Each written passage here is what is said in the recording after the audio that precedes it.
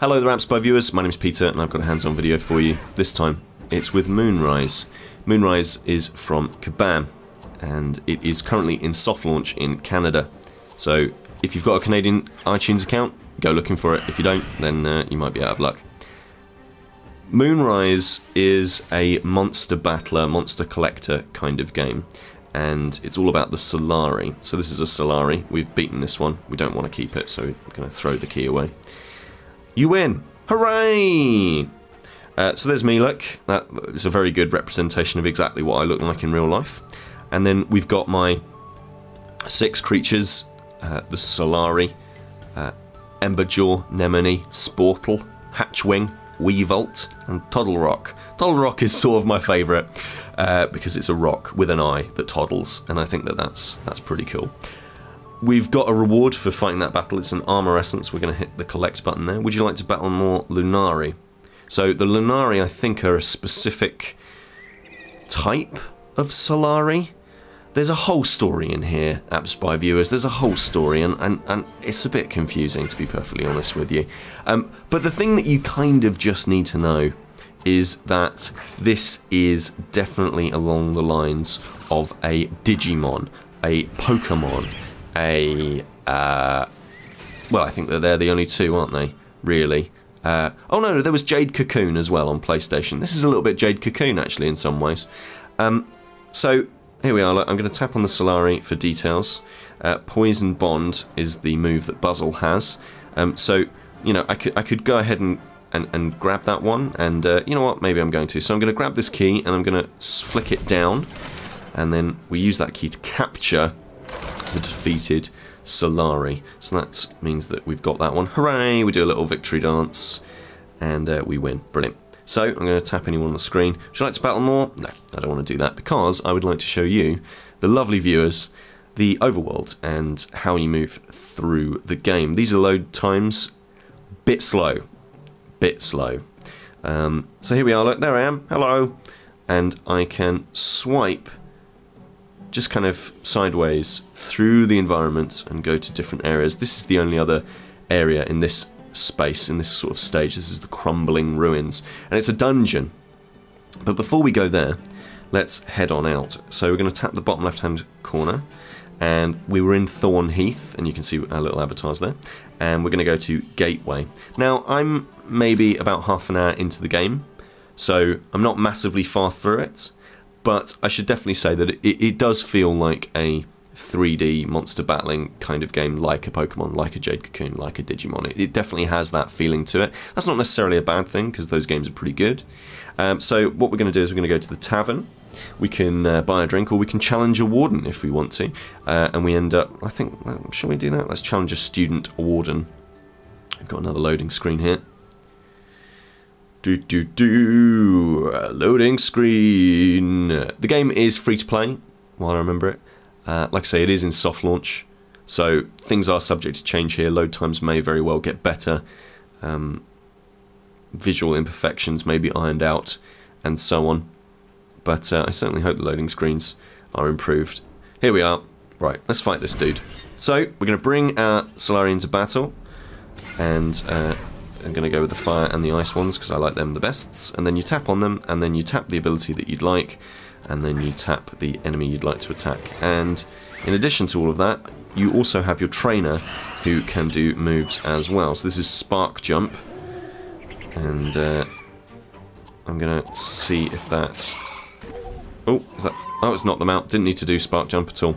So because I've defeated them, I've beaten that trainer, that, you know, that student, and tap anywhere to continue. You'll see, of course, that we're getting XP for all of these, and our little characters are leveling up. Hatchwing's max health has increased.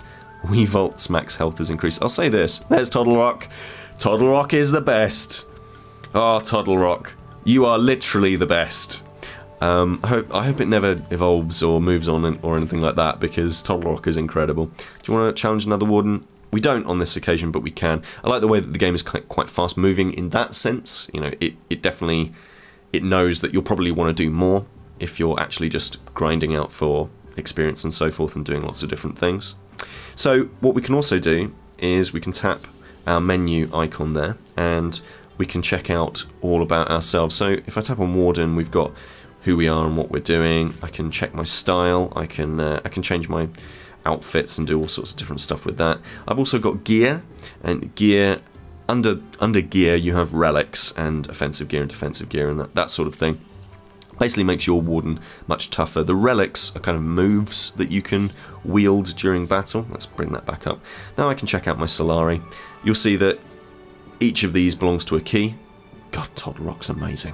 But we can also view all. So I've got about 9 out of the total of 60 that I can currently have. And God, look at Todd Rock. Look how great Todd Rock is. I can release it into the wild. I can change it. I can evolve it. I can do all sorts of different things. I will never evolve you, Todd Rock, ever. And we'll go to chance. So we meet this guy, Fortunato. We'll find Solari keyrings and fashion keyrings and so forth throughout the game, and that gives us extra items. There's consumables and PvP and all that good stuff as well. The other thing I will say, actually, let me just very quickly go into my thing. So let's say, for example, I wanted to improve my fiery one. I can tap on the upgrade or change skills icon. So I'm going to upgrade this one.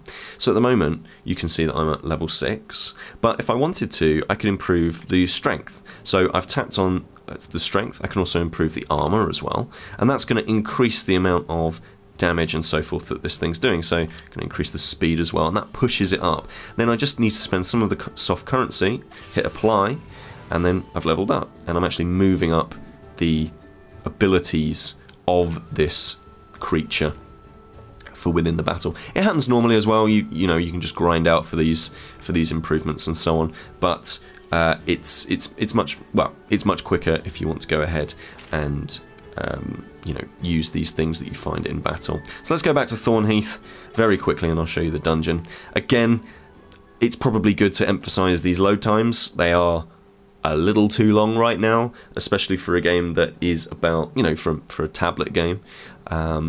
It's just a little bit too much. I should also say that it doesn't just work on iPad, it does also work on iPhone as well.